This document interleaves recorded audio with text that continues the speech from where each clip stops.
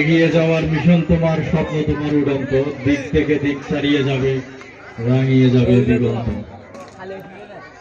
বাঁশখালী পৌরসভা ছাত্রদল 7 নম্বর ওয়ার্ড শাখার উদ্যোগে শিক্ষক উপকরণ বিতরণ ও মেধাবীদের সম্মাননা অনুষ্ঠানে উপস্থিত থাকবেন বাঁশখালী পৌরসভার সাবেক মেয়র, চট্টগ্রাম দক্ষিণ জেলা বিএনপির সংগ্রামী সাবেক যুগ্ম সম্পাদক, আপনাদের প্রত্যক্ষ বড় নির্বাচিত মেয়র জয়নাল আলহাজ কামরুল ইসলাম হোসেনী, উপস্থিত বাংলাদেশ জাতীয়তাবাদী দল বিএনপি পরিবারের অতিথিবৃন্দ, সম্মানিত সিনিয়র নেতৃবৃন্দ, সমবয়সী বন্ধুগণ, স্নেহাস্পদ ছোট ভাইয়েরা এবং আজকের অনুষ্ঠানে যাদেরকে উপকরণ বিতরণ করা হবে তারা, তাদের অভিভাবক, আমাদের সম্মানিত শিক্ষকবৃন্দ, প্রত্যেকেই জানাই আন্তরিক মোবারকবাদ ও শুভেচ্ছা। মহান রব্বুল আলামিন কোরআনে বর্ণনা করেছেন, ইকরা বিসমি রাব্বিকাল্লাযী খালাক, পড়ো তোমার প্রভুর নামে যিনি তোমাকে সৃষ্টি করেছেন। এটা আমাদের পবিত্র কোরআনের প্রথম আয়াত, যেটা দিয়ে বলা হয়েছে পড়ালেখার জন্য।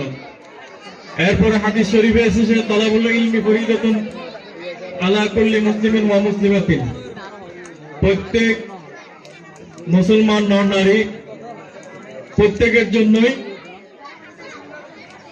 জ্ঞান অর্জন করা ফরজ বা আবশ্যক।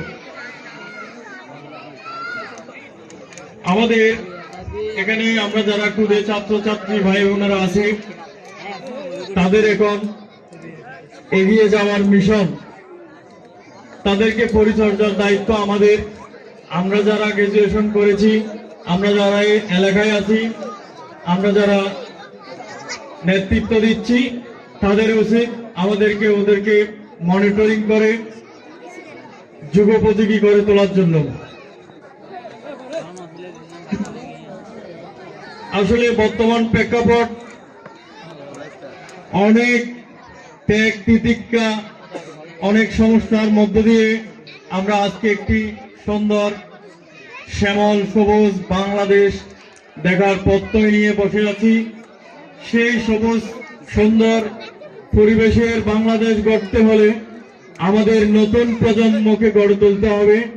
সেই নতুন প্রজন্ম হচ্ছে আজকে আমাদের যারা সামনে আছে তারা। আমরা যদি তাদেরকে সুন্দরভাবে পরিচর্যা করতে না পারি, তাহলে আমরা এই সুন্দর বাংলাদেশের স্বপ্ন দেখা বৃথা যাবে।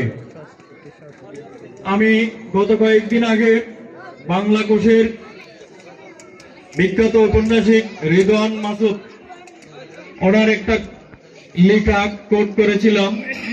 সেটা হচ্ছে, উনি বলেছিলেন, টিয়া পাখির মতো মুখস্থ করে সার্টিফিকেট নিয়ে বড় বড় চাকরি করলেই শিক্ষা বলা হয় না।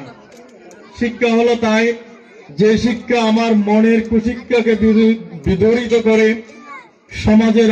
এখন আমি গ্রাজুয়েশন করলাম, পড়ালেখা করলাম, অনেক উপরে গেলাম, ম্যাজিস্ট্রেট হলাম, ইউনো হলাম, সবকিছু হলাম, কিন্তু এলাকায় এসে আমার একজন শিক্ষক আছে, তার সাথে বেয়াদবি করলাম। আমার একজন মুরব্বী আছে, তার সাথে বেয়াদবি করলাম। তাহলে এই শিক্ষার কোনো মূল্য নেই। আমরা দেখেছি আমাদের এলাকার কোনো মুরব্বী যখন চায়ের দোকানে ঢুকে আমরা কখনো ঢুকতাম না, এখন কিন্তু সেই ব্যাপারটা খুব একটা পরিলক্ষিত হয় না। সেজন্য আমরা এখানে আমাদের সম্মানিত শিক্ষক মহোদয়গণ আছেন, আপনারা যেহেতু প্রাথমিক শিক্ষাতে আছেন, আপনাদের সবচেয়ে বেশি দায়িত্ব এদেরকে নিজের সন্তান তুল্য হিসেবে গড়ে তোলার জন্য।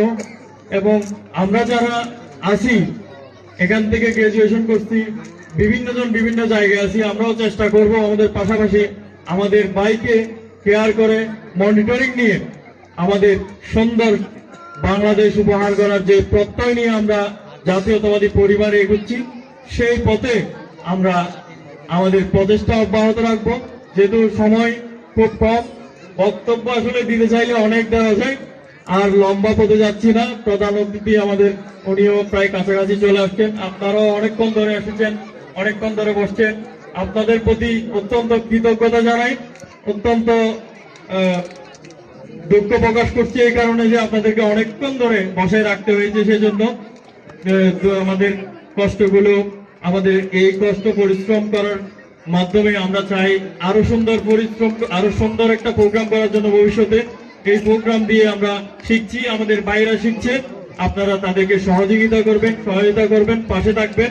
আমরা এই আশকরিয়া 7 নম্বর ওয়ার্ডকে মডেল একটি এলাকা হিসেবে ভবিষ্যতে দেখতে চাই, যেখানে 90% মানুষ শিক্ষিত হবে, সবাই সবার সম্মান রক্ষার্থে এগিয়ে আসবে, সবাই ভালোভাবে বড় হবে।